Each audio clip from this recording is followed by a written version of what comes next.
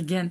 Alors je suis ravie de vous retrouver pour cette revue d'un bouquin sur l'Ayurveda de Susan Weisbaulen, sorti chez Améthyste Éditions, que j'ai acheté durant l'été et dont je n'avais pas encore fait la revue. Tout simplement parce que, en fait, je me le suis trimballé un petit peu partout. Et que mon compagnon aussi l'a lu. Et donc, en fait, on était tout le temps en train de se balader d'un côté et de l'autre avec ce bouquin. Donc, voilà. Donc, il fait partie de la collection Les Essentiels Bien-être. Il y en a un sur le Reiki aussi qui est sorti, que j'ai pas pris sur le moment. Mais celui sur l'Ayurveda m'a beaucoup plu. Et donc, en fait, on va le regarder tout de suite. Déjà, vous avez un joli livre parce que vous avez une couverture rigide. Très sympa. Et ensuite, vous allez avoir un livre, voilà, en couleur et très joli. Donc, on le fait comme ça, juste vite fait. Vous avez de très belles illustrations d'épices, d'huile, etc., d'infusion. Donc, moi, j'adore. En fait, c'est dans le marché près de chez moi.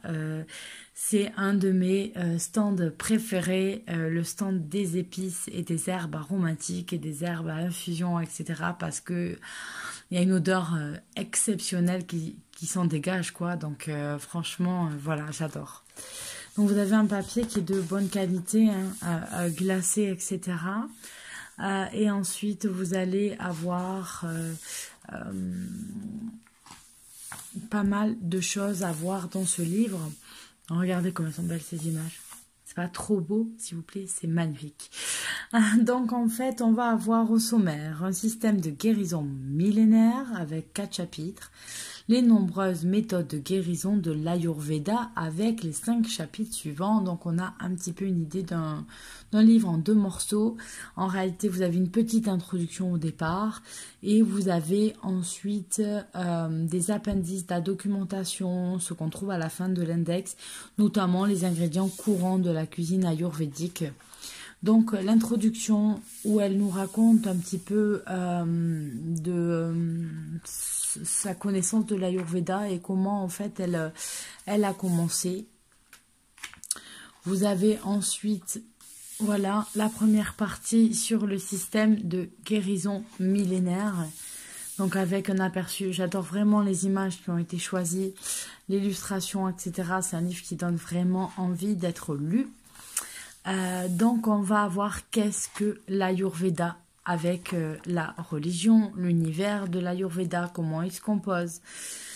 Et surtout ce qui va vous intéresser et qui va définir comment vous allez appliquer l'Ayurveda, puisqu'on n'appliquera pas tous de la même façon, puisqu'il faut définir notre dosha, qui est notre constitution physique personnelle. Donc en fait, vous allez répondre à toutes ces questions plutôt. Et en fonction du résultat, on va vous donner votre dosha, c'est-à-dire de quoi êtes-vous le plus fait. Est-ce que de terre, est-ce que d'air, est-ce que de feu? Et en fonction de ça, vous saurez ce que vous devez faire. Donc personnellement, on l'a fait avec mon compagnon et je suis plutôt d'un dosha feu, d'un dosha Pitta. Voilà, c'est le dosha Pitta, moi, qui est le dosha transformation. Donc, c'est le feu et l'eau créent la transformation, le métabolisme chauffe le corps et l'esprit, ma saison est l'été. Et voilà. Et donc, en fait, vous avez les attributs physiques, les signes d'équilibre et les signes de déséquilibre qu'on peut retrouver avec votre dosha. Donc vous avez 3 doshas, Vata, Pitta, Kapha, et donc c'est des mélanges espace et air, feu et eau et terre et eau. Donc voilà les mélanges dans lesquels vous êtes le plus fait. C'est assez intéressant et ça correspond assez souvent. Donc chacun, si vous avez si vous êtes Kapha, si vous êtes Pitta, si vous êtes Vata, vous allez avoir un rythme qui est différent et des heures qui sont plus avantageuses pour vous plutôt que d'autres. Donc voilà, on vous dit qu'il faut respecter un petit peu ces choses-là de façon à mieux respecter en fait votre propre équilibre. Donc vous allez avoir plein de choses comme ça. On vous dit les 20 qualités de l'Ayurveda. En fait, on va aller si on a du lisse, on a du rugueux. Si on a du solide, on a du liquide, etc. Esprit, corps et âme. En fait, voilà, vous allez apprendre un petit peu à vous connaître selon les notions de l'Ayurveda. Ensuite, la maladie, si vous avez des choses qui ne vont pas, quelle sera sa source? Parfois, on vous parle de toxines qui s'accumulent à certains endroits parce qu'il y a des choses qui ne sont pas exprimées ou mal exprimées, etc.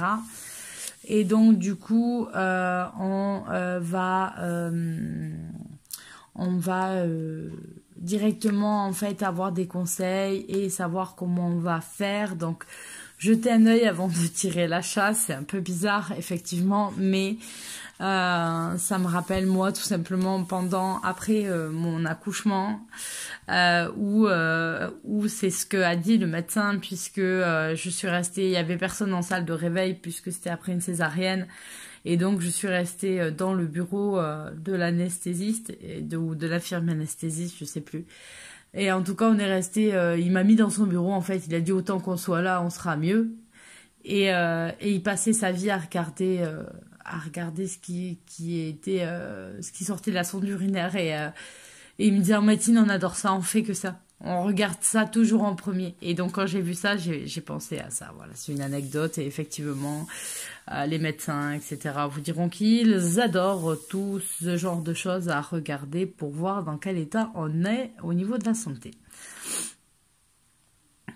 Donc voilà, les consultations ayurvédiques typiques. Comment on prend d'abord soin de nous. Et ensuite, les méthodes thérapeutiques de l'Ayurveda, donc les recommandations alimentaires fondamentales. Donc là, on va nous réapprendre, si vous voulez faire dans les pratiques ayurvédiques, à manger et à boire, à dormir, etc. Donc, vous allez avoir pas mal de choses, vous allez...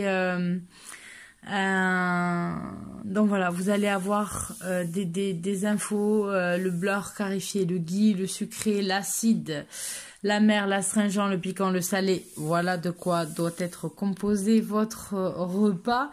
Mais en fonction de votre dosha, vous allez plus mettre par exemple d'amer que de sucré ou ce genre de choses.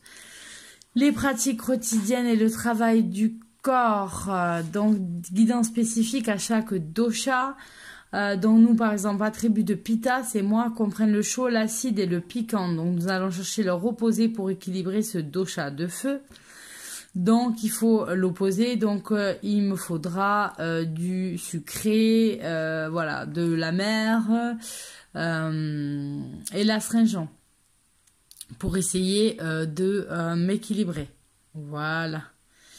Et on essaye de réduire l'acide, le salé et le piquant qui vont augmenter pitta de façon en fait à s'équilibrer. Donc vous avez en fonction de votre dosha des conseils qui vous sont donnés.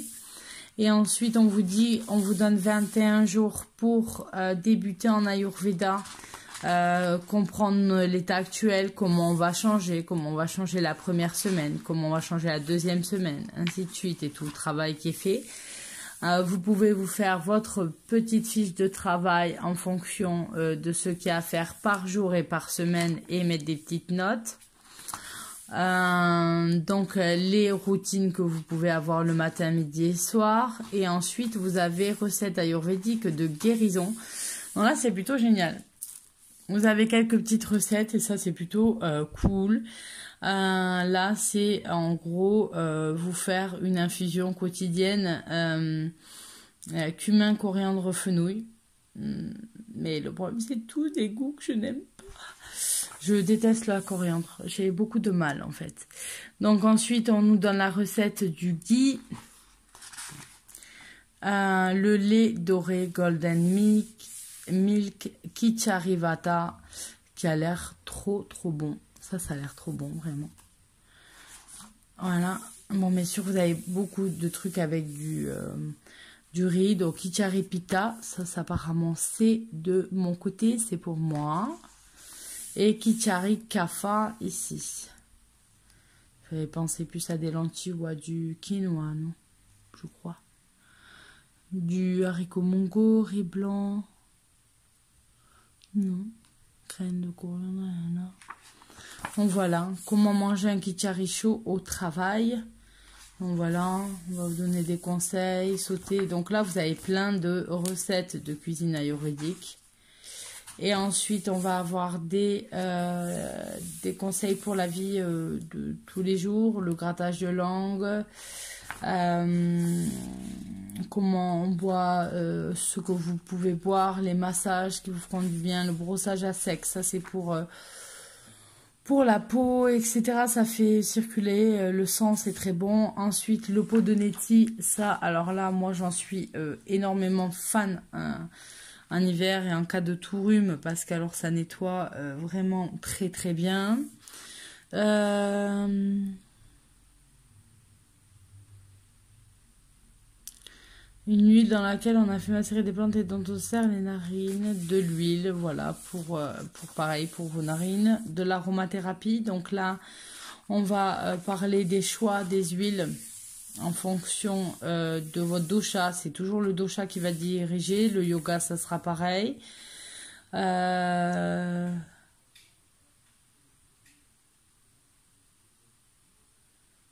routine de yoga qui soit détendue et calme. Évitez de trop forcer. Oui, ça me va. Voilà les postures de yoga qui sont proposées. Donc voilà, en fonction de ce que vous allez vouloir avoir. Le résultat que vous allez vouloir avoir. Après, moi j'ai toujours peur malheureusement de faire des mauvaises positions, mais je crois que on va s'y mettre petit à petit. Voilà, je passe. Petit à petit, il me faut juste quelque chose de pas trop mou, mais pas trop dur comme le sol, parce que j'ai un peu mal partout et des problèmes à un genou, donc j'ai beaucoup de mal à m'agenouiller. En tout cas, à poser mon genou gauche. Donc, cuisiner en pleine conscience, le chant des chakras, psalmodier des mantras. Donc, voilà, là, on est vraiment travail respiratoire, c'est le pranayama. Donc, faire circuler, en fait, d'une narine à une autre, inspirer d'une narine et expirer de l'autre narine. Voilà. Méditer, voilà, bon, ce sont des techniques de l'ancrage, voyage méditatif, sont des choses qu'on peut faire en dehors de l'Ayurveda de toute façon, hein. Vous pouvez prendre que des petits éléments qui vous vont bien, mais voilà, c'est quelque chose qui a fait ses preuves et qui fait du bien beaucoup, donc voilà, c'est plutôt pas mal. Sexualité, les partenaires. Voilà, et en fait, pour le changement des saisons, vous allez aussi avoir des conseils et les principales plantes médicinales, ayurvédiques, les problèmes de santé courants. Écran solaire naturel, vous avez des recettes, vous avez pas mal de choses là-dedans, l'huile de tournesol, le fenouil, vous avez extrêmement beaucoup de choses. C'est un livre extrêmement intéressant, j'ai beaucoup aimé. J'ai beaucoup aimé le soin dans lequel il fait, la façon dont c'est expliqué assez simplement, c'est assez complet, donc vraiment j'ai beaucoup aimé.